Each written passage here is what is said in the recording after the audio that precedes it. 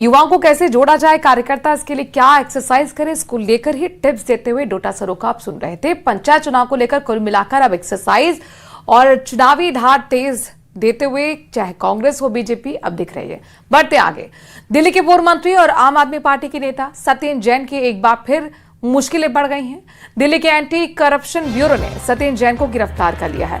कल देर शाम सत्येंद्र जैन की गिरफ्तारी हुई थी। दिल्ली जल बोर्ड के एक टेंडर में गड़बड़ियों के आरोप में सत्येंद्र जैन की गिरफ्तारी हुई। दिल्ली के सीवेज ट्रीटमेंट प्लांट यानी कि एसटीपी का ये टेंडर का मामला है। एसटीपी को अपग्रेड करने की योजना अब जांच के दायरे में आ गई है। मामला करीब 1546 करोड़ रुपए की अनुमानित प्रोजेक्ट से जुड़ा हुआ है। एसीबी ने इस मामले में पूर्व जल मंत्री सत्येंद्र जैन समेत 6 लोगों की गिरफ्तारी कर ली है। सत्येंद्र जैन को अब से थोड़ी देर बाद कोर्ट में पेश किया जाएगा।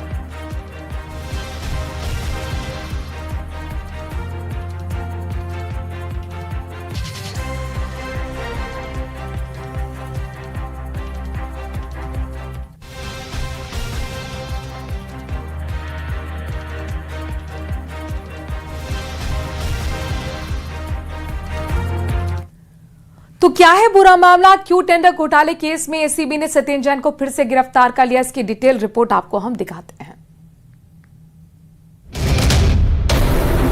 दिल्ली के सीवेज ट्रीटमेंट प्लांट यानी एसटीपी को अपग्रेड करने की योजना अब जांच के घेरे में है। मामला करीब 1546 करोड़ रुपए के अनुमानित प्रोजेक्ट से जुड़ा है। एसीबी ने इस मामले में पूर्व जल मंत्री सत्येंद्र जैन समेत 6 लोगों को गिरफ्तार किया है। दिल्ली के पूर्व मंत्री सत्येंद्र जैन समेत 6 लोगों की गिरफ्तारी काफ़ी अहम मानी जा रही है। इनकी गिरफ्तारी दिल्ली में जल बोर्ड के एक टेंडर प्रक्रिया को लेकर हुई है, जिसका अपग्रेडेशन करना था, क्योंकि अपग्रेड करने की आड़ में ये कहा जा रहा है कि धांधली हुई, हेरफेर हुआ और अनियमितताओं के मामले को लेकर ये कई सारे आरोप लगाए गए। लेकिन आज एसीबी दफ्तर के बाहर काफ़ी यहाँ पर चहलकदमी यहाँ पर दिखाई देगी आपको, गहमा गहमी है, क्योंकि फोर्सेस को तैनात किया गया है। किसी तरह से कोई प्रदर्शन यहाँ पर किसी के द्वारा ना हो, इसको लेकर यहाँ पर सुरक्षा को बढ़ाया गया।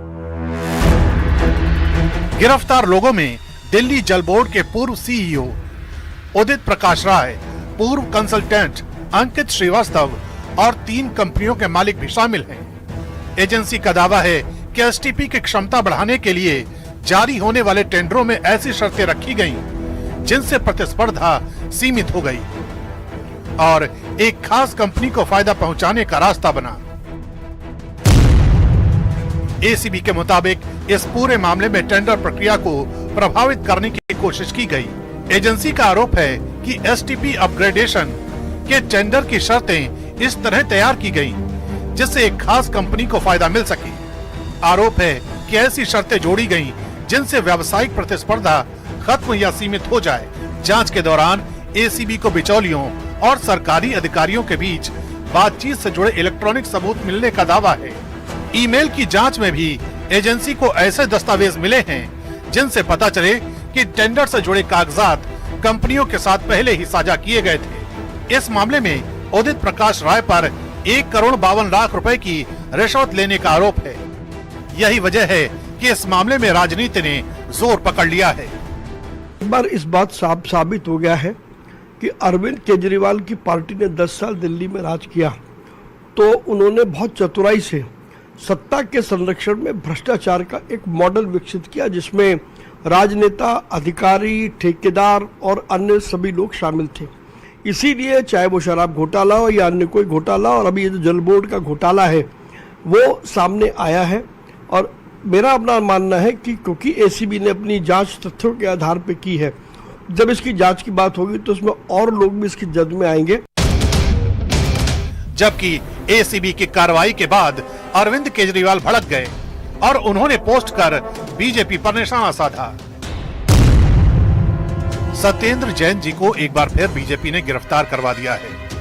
अभी कुछ वक्त पहले इन लोगों ने जेल में डालकर उनकी जो दुर्दशा की थी वो सबको याद है। पिछला केस भी फर्जी था, ये केस भी फर्जी साबित होगा। आखिर कब तक बीजेपी की तानाशाही चलती रहेगी? जिसे मन करता है झूठे आरोप लगाकर जेल में डाल देते हैं। इनका झूठ एक बार फिर देश के सामने आएगा। लेकिन जेल में बिताए उस वक्त और मानसिक प्रताड़ना की भरपाई कौन करेगा? बीजेपी के पाप का घड़ा अब भर चुका है। अब आपको बताते हैं कि पूरा मामला शुरू कहां से हुआ। 7 अक्टूबर 2021 को दिल्ली के एसटीपी की क्षमता बढ़ाने और अपग्रेडेशन के लिए IFAS तकनीक का प्रस्ताव रखा गया। 14 अक्टूबर को तत्कालीन जल मंत्री सत्येंद्र जैन ने इसे सैद्धांतिक मंजूरी दी। इसके बाद 21 और 23 दिसंबर को सत्येंद्र जैन, तत्कालीन जल बोर्ड CEO उदित प्रकाश राय और सलाहकार अंकित श्रीवास्तव ने टेंडर के लिए टर्म्स ऑफ रेफरेंस तैयार किए। 28 दिसंबर 2021 को प्रोजेक्ट की अनुमानित लागत करीब 1546 करोड़ रुपए तय की गई। योजना के तहत 4 STP की क्षमता 215 MGD से बढ़ाकर 297 MGD करने का प्रस्ताव था। सीवेज ट्रीटमेंट प्लांट में उनका नाम आ रहा, ये सब के सब भारी भ्रष्ट है। लेकिन ACB हो, ED हो, CBI हो, क्या ये केवल विपक्ष के ही भ्रष्टाचार के लिए बनी हुई है?